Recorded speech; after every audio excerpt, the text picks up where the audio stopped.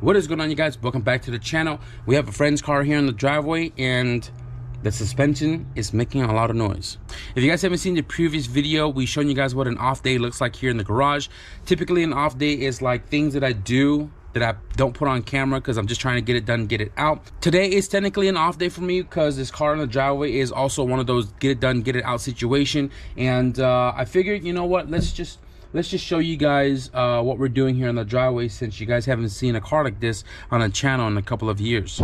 This right here is a first generation Honda CRV, also known as RD1, from the year 96 to 2001. And this car is making suspension noises that we're gonna try to figure out today. You know, I'm gonna jack the car up, put a pry bar in there, figure out what's all loose. Typically for these cars, man, the ball joints are what goes out, the sway bar. You can also see the upper ball joints are completely shot as well too. The inside of this car is super clean. If you guys remember, I had a black one that I kind of overhauled a little bit, and I don't regret selling it, but I wish I had kept it. But then again, the person who I sold it to, which is one of you guys, needed it more than me. So I know a lot of you guys been asking, Dana, when are you going to build another RD1 CRV? And honestly, it is on my list to build, but not anytime soon. So to answer your question, probably not for a long while. But you know, I do have a bunch of friends that drive these cars still, and sometimes it pops up here and there on the channel. But this one right here, it's just a stock daily beater, and it just needs a little maintenance work. So that's what we're gonna do in today's video. We're gonna figure out what's making all the suspension noises, and we're gonna replace them all. UPS just dropped off my package, and guys, this is not what you think it is, okay? If you guys saw the fabrication video for my brother's test pipe, I used the cap of my argon tank right here to expand a pipe to the next size up. I went from a 3 to a 3.5, and I found this online. This is a quick little DIY tool to expand pipes of, I think, 1.5 to like 3.5 or something. And you pretty much just put it in the pipe, you press down on it, and it squeezes the pipe out to make the next size transition. So this is going to make it easier for me for when I make my, actually I didn't explain to you guys yet, I bought more material to build another axle back for my sedan because I wanted to be a little bit quieter. That box right there has a bunch of oval tubings in it, and I didn't buy a transition oval to round because I figured I could just make one. So I bought this right here, and this is going to come in clutch for, I guess, future exhaust system that I'm going to build. Okay, whatever you guys think this is, get your mind out of the gutter. Now, before I take the CRV for a drive, I popped the hood to kind of like, you know, look at everything here underneath. And I mean, it's kind of clean for the most part. It looks like it sat for a little while, but she said that the car just passed smog, no problems. But I was talking to the son, and he said that occasionally when you come to a stop, the car will kind of like sputter, and then when you accelerate, it kind of sputters before it goes. I popped the hood just to kind of look at it, and I noticed that the ground was on this part of the valve cover. Now, a lot of people will argue that this is a good ground, or this is how Honda had it. If you guys ever noticed the ground cable for the Hondas, it normally splits into two right here, or at least for the EF that I remember, and it goes from the raw aluminum of the valve cover and then to the stud. The stud, it's what's making a connection to the engine, not the valve cover. A lot of people think that, oh yeah, you can just bolt it here and that'd be a good grounding point, but let me show you why it's not. Okay, so this right here is currently grounded to the cable. The cable is grounded to the battery. The battery obviously is directly to chassis to transmission, right? So continuity test obviously is going to show that the valve cover has that beeping noise. Sorry, right? Obviously, because it's connected, and it makes a beeping noise on the block because it's connected to the chassis right there on the cable. Now, if people think that the valve cover is a good grounding point, that this makes a connection to the engine, it should make a connection on the valve cover to the engine without the ground. So if I'm taking the ground off right now, and then you continuity test it, right? So the block and trans is going to have the beeping noise because it's connected to the chassis to the battery, right? In theory, if you think that the valve cover is a good grounding point, it should make a connection without that ground. So I'm gonna test it right here in the bolt hole, no noise. Right here in the raw aluminum, no noise. The valve cover is not a good grounding point because it's separated by a valve cover gasket and the grommets as well too. If you're having a lot of issues and stuff after putting your swap back together, guys, make sure you have this ground in the right spot. Okay, put it right on the stud. The stud is a direct connection to the engine, the cylinder head itself, and you'll have a good solid second ground, because typical Honda comes with two, one trans, one here. If this is on the valve cover and not on the stud, you're only really running on that one ground cable right there, which then is going to cause a bunch of issues. So just so you guys know, do not bolt directly to the valve cover unless your ground has a Y on it. Okay, so I'm gonna switch this ground over, then I'm gonna take the car for a drive and really try to figure out what this noise is before we dive into it.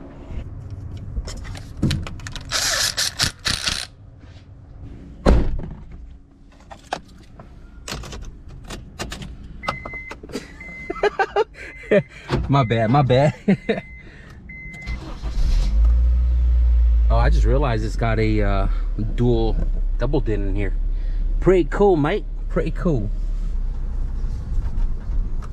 Oh man, that power steering life. Okay, hold on, let me do that again.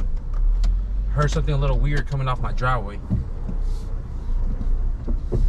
Oh, I hear that. You guys hear that? That clunk clunk. That's almost gonna be a sway bar.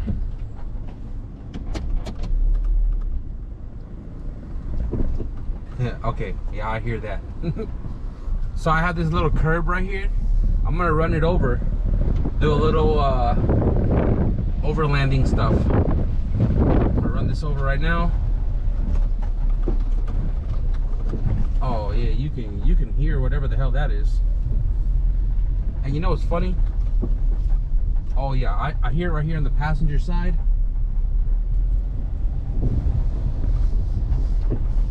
Oh, that's something to do with the sway bar. That is a good little test. Yeah, I can hear that. I don't even really need to drive it. I'm just running everything over.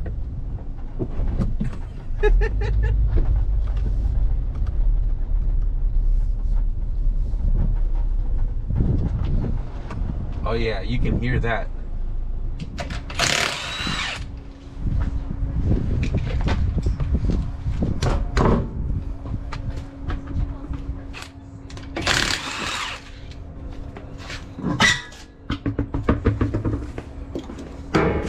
Okay, so oddly enough,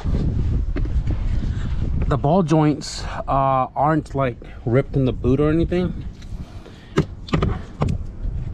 So if you look, I mean, it's cracked, but it's not like torn or grease flown everywhere. I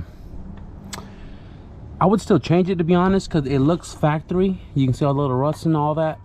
And I was looking at the sway bar. The sway bar doesn't show that it's bad, but that clunky noise is so familiar. And I know when I did it on my CRV, it got rid of the noise. You can't really see it, but there's like cracks all over here. There's cracks all over here. This is actually squished. It doesn't really have a lot of play, right? But the boot obviously gone. And XLG, these are KYBs. These have been replaced. These are actually the same shocks they put on my brother's blue wagon. And I mean, they look pretty damn shiny in there. It doesn't show any leaks whatsoever. So the shock has been changed out. The tie rod boot is shot. If you look on my CRV, these tabs are broken, right? I had to get a whole new lower control arm. These look good, so I'm not worried about it. The bushing is a little worn down because the bolt for the fork is not centered in the bushing, but it's not like torn. What's up, buddy? I'm out. How you gonna creep up on me like that, bro? Me personally, sway bar end link, because it's not expensive. I would do ball joints if they're the original, and these cars are notorious for ball joints failing and then wheels flopping out, destroys fender, all that stuff. May as well change it out now with one that has a circlip, because I don't really trust ones without a circlip. I don't know if the OEM one, I know my brother's car, the OEM ones were press fit, and I feel more safe with a circlip style ball joint. So I'm gonna go ahead and text and see what she wants to do as far as this stuff goes. So I sent her the list and told her all the stuff that I would change, and she was like, yeah, you know, change everything. So right now I'm gonna head to O'Reilly's to place all the orders for the parts, because none of it is in stock. So I need to place an order now before 3:30, so that way we can get it tomorrow morning. So about to drive the KRX to the parts store.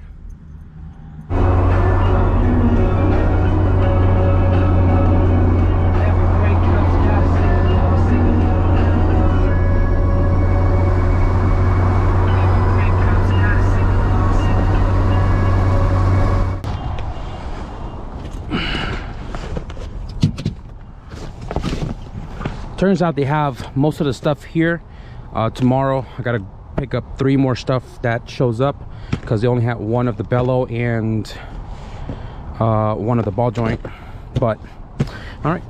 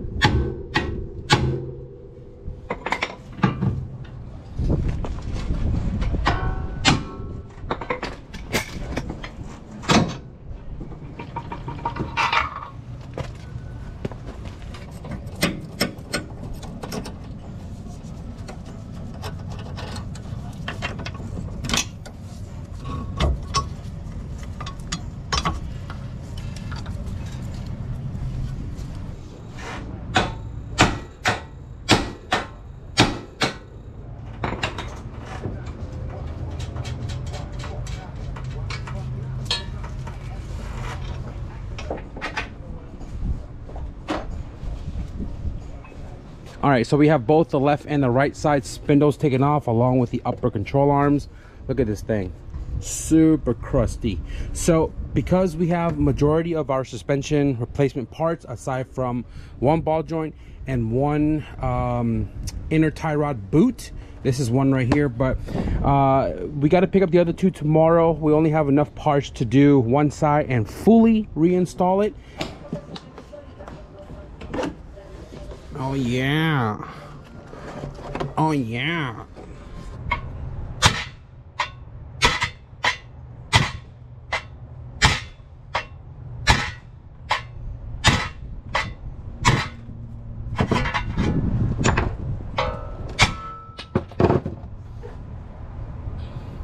No circlip.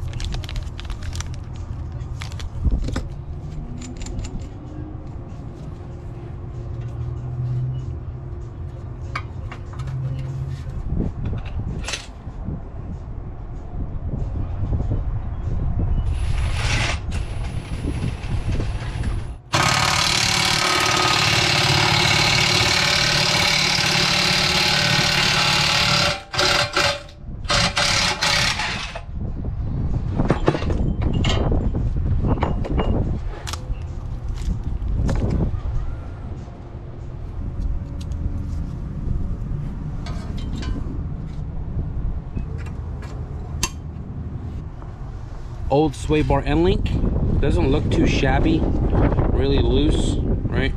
Moves around. Master Pro part number right there. There we go. Look how nice and firm this is.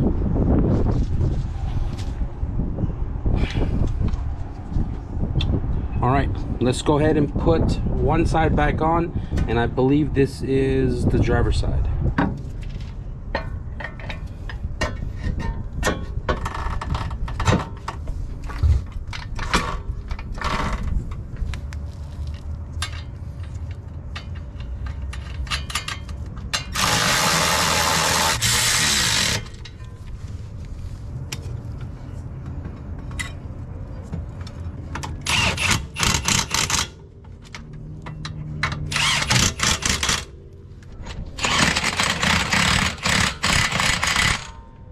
The last thing I need to do is lock the outer rods to the spindle.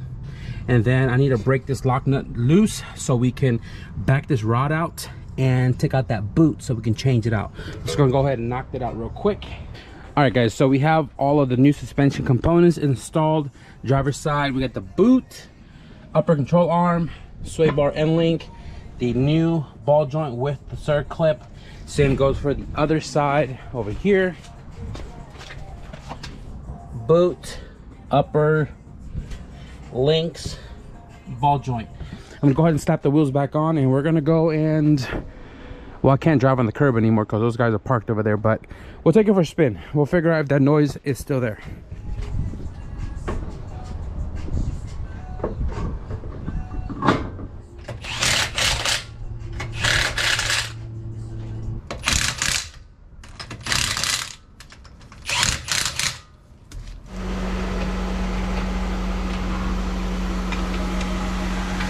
Take a spin in this thing. I'm gonna find a different curb to hop to kind of load up the suspension a little bit.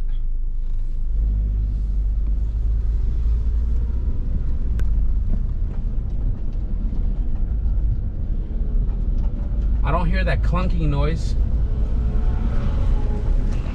I don't know if you guys saw when we left O'Reilly's, I picked up some hatch struts because she had told me the back doesn't actually have struts at all, like at all. So I copped these while I was there. They had it in stock and it has all the hardware and everything in here.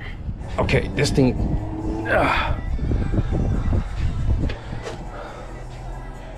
what the hell? Is that broken? That is broken. Look like it's been missing for a minute because there's tape on here. Uh-oh. Okay, I did some research, and for the back hatch glass on the CRV, there's supposed to be these little, whatever these are. I've never came across these before because our cars don't require that, but looks like this is what we're missing. There's all the part number right there. So not sure if I can install this because I don't have it. I don't think she has it. I don't think it's in the car, but if I can't install that, I'm gonna have to tell her to order those. Now, I'm not trying to be nosy or anything, but I found one of them right here, but it is completely stripped, like gonzo. I think it's missing another piece to it. I don't know, but there's only one. There's nothing else around here, nothing in there. So I don't know. I don't think I can install it. I don't know if I can rig it or something, but yeah, it's missing a second piece because that's way too loose. So I found these right here in my junk bin. Not sure where they came from.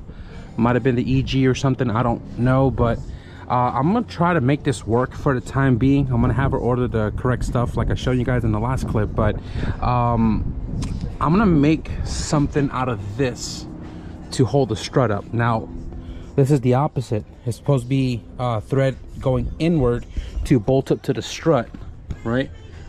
But these are, well, these are 10 mil heads with 8 mil threads.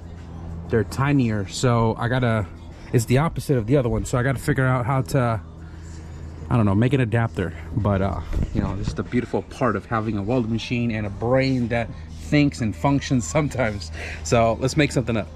This right here is what's on the hatch right now. This is threaded for an 8 mil. So I use this, this is a valve cover metal that sits on top of the grommet for the valve cover, right? And I use this upside down to use it as a washer to compress the rubber, so that way it doesn't like pop off the other side, right? So this goes on. This is the original hardware, right? The head is it's a 10 mil, but it's an 8 on the bottom. So I could use this, but you know, that means I'm gonna drill out and all that stuff. What I'm gonna end up doing is I got a bunch of 8 mils in here, 8, 10s, and 12s, right? Because kind of like to stay a little organized. So this 10 is gonna go on here, like so, right? Go all the way down to the bottom. I'm gonna end up cutting this stud right here just so we have enough threads to thread the 8 mil to secure this onto the glass, right? I'm gonna cut that stud off, and then I'm gonna weld a 12 on top of the 8, probably upside down, on top of the 8. I'm gonna center it out I'm gonna TIG weld that right there completely together, and obviously I'll have the 8 or the 12 to secure this onto this piece onto the hatch, right? Have a hex to be able to still turn it. And the reason why I'm using a 12 is because this is threaded for a 12, right? So let me show you guys. One-handed gang, let's go. All right, so this is threaded for a 12. Okay, so the 8 is to secure this onto the hatch. The 12 that's welded on the 8 is going to give me the threads to thread this into. Now this is not deep enough. I try to use this one, but I only have one, so it's like, okay, well, why have one? Let's just make it even. So I have a bunch of these guys right there in the bag, and what I'm going to end up doing to compensate the gap, because depth difference, right, I'm just going to put a bunch of washers. It's probably going to only take maybe 2 or 3, and then we can snug tie it, put the other end into the frame, and that's going to be our mount. So I'm just going to go ahead and modify this and show you guys the end result. Know what you don't know about your customers, but with Typeform, now you know.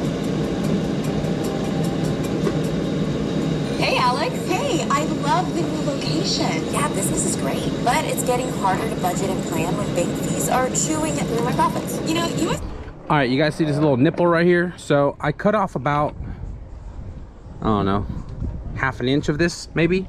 So you can see right there, nice and flat, right? And then over here, I welded the 12 to the 8. Had to chase the threads a little bit because the weld did get in between and stopped it from going all the way in, but I'm not worried about it since, you know, that's the amount that's going to be going into the 8 mil. So let me show you guys how this is going to work. Now we can clip our shocks.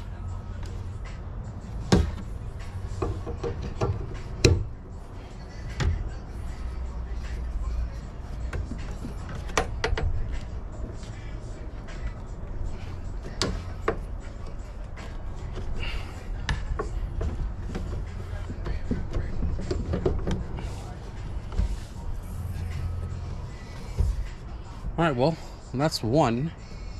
Now let's knock out the other side. Got the other side done.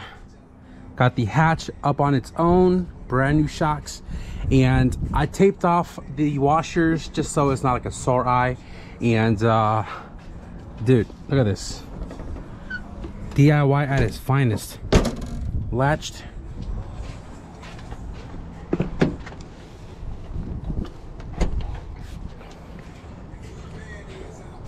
Unlatched, up on its own.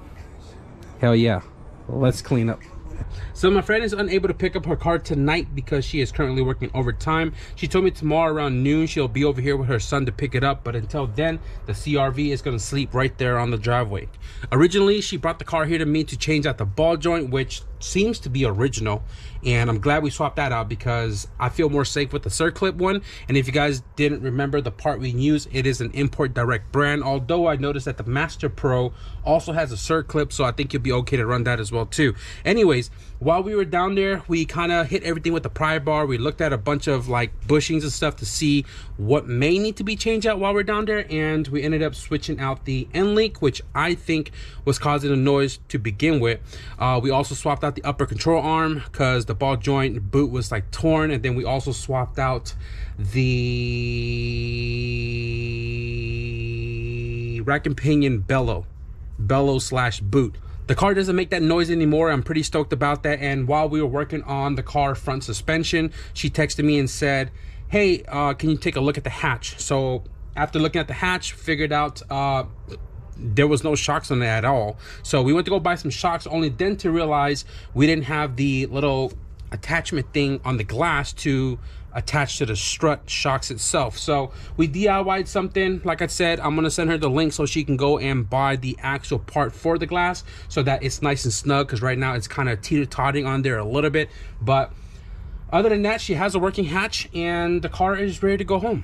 Like I mentioned, this was like an off day. I really just wanted to get it done and get it out, but because knowing that I had to order parts and wait in between anyways, at this point I really just have time. So I wanted to show you guys another off day here in the garage, just working on a friend's car and getting it out of here. I like to show you guys more of the like performance side of things, swapping, turbo kit, fabrication type of deals, but like when it comes to like regular brake jobs or oil changes and stuff, those are like off days for me. I just want to get it done, get it out. But this car was here for 2 days. I figured I'd share it with you guys. Maybe you have a CRV that's making some clunky noise. Maybe this video will help you or something. But yeah, little CRV front suspension maintenance stuff. We're gonna wrap it up for this video though. It is getting dark out. You guys can kind of see it right there. I hope you guys enjoy a little bit of CRV content here. Don't know when the next CRV stuff is gonna pop up here on the channel, but if you guys enjoyed this video, be sure to leave a thumbs up. And if you guys want to stick around for more shenanigans, because we might be racing here in 2 days, IFO Bakersfield. So if you guys want to stick around and see all that good jazz, man, be sure to hit the subscribe button. But with that being said, thank you guys for watching, and I'll see you guys in the next video. Peace.